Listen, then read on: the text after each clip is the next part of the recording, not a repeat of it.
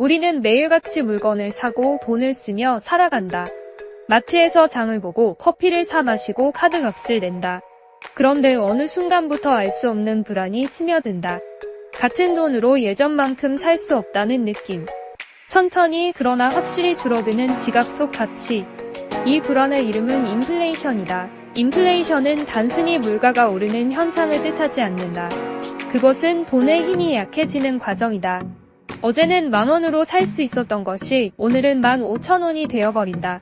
돈은 그대로인데 세상이 점점 비싸진다.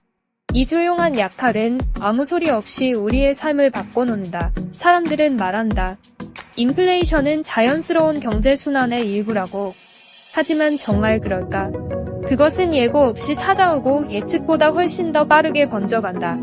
경제학자들은 수치로 설명하지만 사람들은 피부로 느낀다. 라면 한 봉지, 휘발유 한 리터, 전세금과 월세, 생필품의 가격이 말해준다. 숫자는 거짓말을 못한다. 인플레이션은 왜 생길까? 이유는 하나가 아니다. 돈을 너무 많이 풀어서 공급망에 문제가 생겨서 전쟁이나 팬데믹 같은 외부 충격으로. 그리고 때로는 사람들의 기대 심리 자체가 인플레이션을 부른다. 내일 더 오를 것 같으니까 오늘 더 사두려 하고 그 수요가 가격을 밀어올린다. 돈의 본질은 믿음이다. 모두가 그 돈을 가치 있다고 믿을 때 화폐는 힘을 가진다. 그런데 그 믿음이 흔들릴 때 돈은 종이 조각이 된다. 중앙은행이 무제한으로 돈을 찍어내고 정부가 빚을 쌓아올릴 때 사람들은 묻는다. 이 돈이 진짜일까? 이 믿음은 유지될 수 있을까?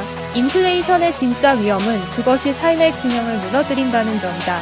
저축은 무의미해지고 노동의 대가가 줄어든다.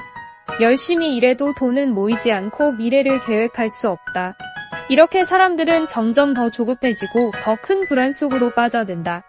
신용이 무너지고 신뢰가 사라진다. 역사는 반복된다. 독일 바이마르 공화국의 초인플레이션, 1970년대 미국의 스태그플레이션, 2000년대 후반 베네수엘라의 경제 붕괴. 모두는 처음에 인플레이션을 과소평가했다. 그리고 뒤늦게 대응했을 때는 이미 늦어 있었다. 경제는 심리로 움직인다. 늦은 공포는 더 큰 혼란을 낳는다. 현대 경제는 더 복잡하다.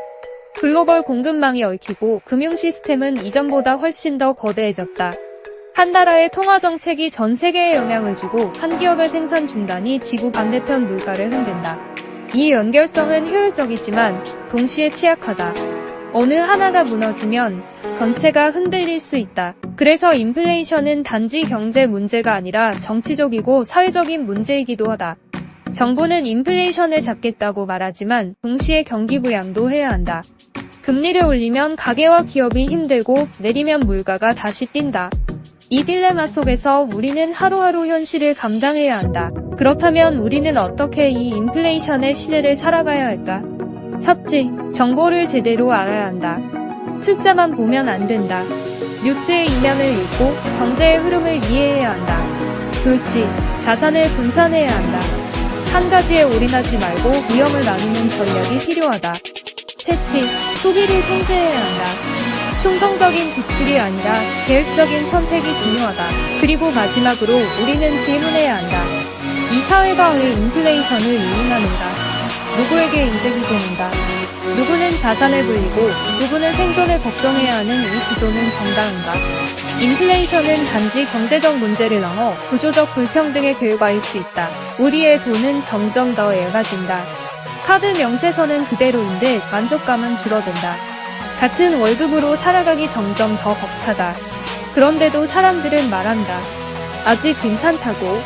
하지만 그 괜찮다는 말 뒤에는 언젠가 폭발할지도 모를 분노와 좌절이 숨겨져 있다. 경제는 숫자로 설명되지만 삶은 감정으로 구성된다. 우리는 단지 물가가 올랐다는 뉴스에 반응하는 것이 아니라 매일의 선택과 포기에 영향을 받는다. 외식 대신 집밥, 여행 대신 집콕, 쇼핑 대신 중고 거래. 이 모든 변화가 인플레이션의 그림자 아래 있다. 결국 인플레이션은 우리 모두의 문제다.